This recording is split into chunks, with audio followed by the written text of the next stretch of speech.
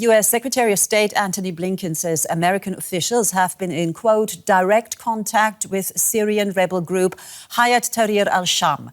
That despite HTS being on the U.S. terrorism list. Blinken has been in Jordan for talks with officials from several Arab countries, Turkey, as well as the EU and the UN.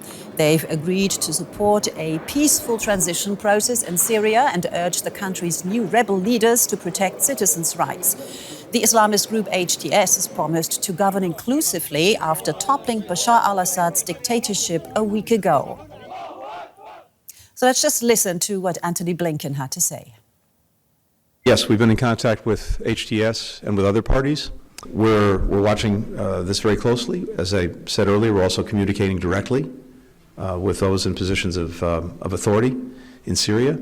And I hope that today's agreement, the collective word of so many countries who will be important to Syria's future, carries weight and helps communicate clearly to the Syrian people that we're there to support them, but communicates also what we expect and hope to see going forward.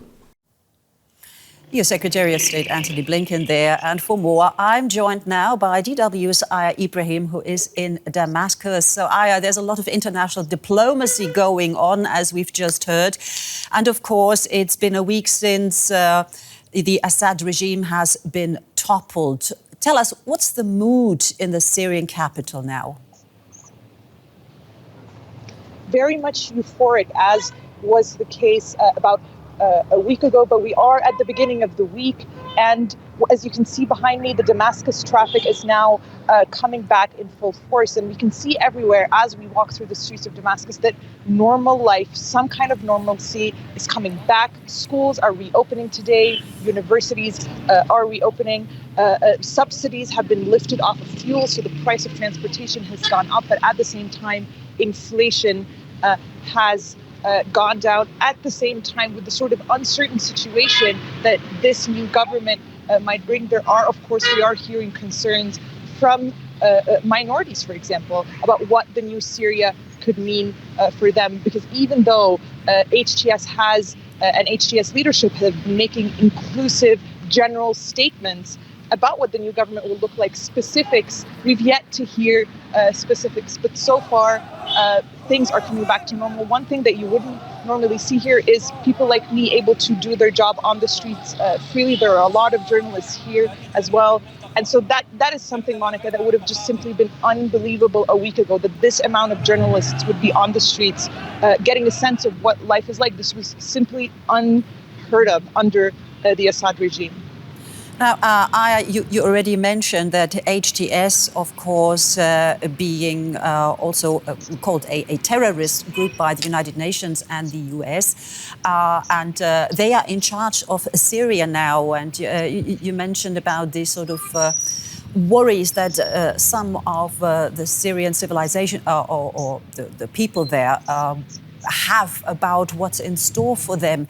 Has there been any sign yet, about sort of Islamist rules being imposed on them? Or do we know anything about the HTS plan for Syria?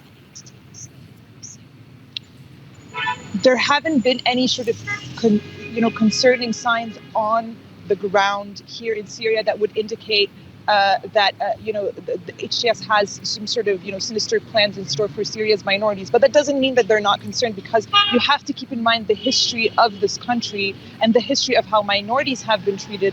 And of course, there is, we have been dealing with decades of Assad rule, and people are just living through an uncertain time because there aren't any concrete answers or concrete plans yet. But it remains to be seen really what this new government does for minorities.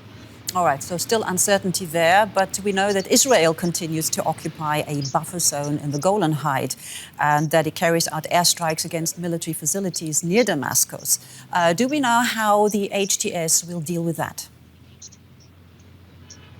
Well, we've heard HTS leader al-Julani say that he does not seek that Syria under his leadership and his group's leadership does not seek conflict with Israel. And this is really expected because you have to think about the momentous task that this group now has to maintain basically stability in this country. And the last thing they need would be a full-out military confrontation with a military power like Israel. And he has said that international diplomatic effort, international diplomacy has to really come together in this moment to make sure that there isn't an all-out conflict between Syria and Israel as Syria really enters a phase where everything is hugely uncertain. All right, DW's Aya Ibrahim reporting from Damascus. Aya, thank you so much.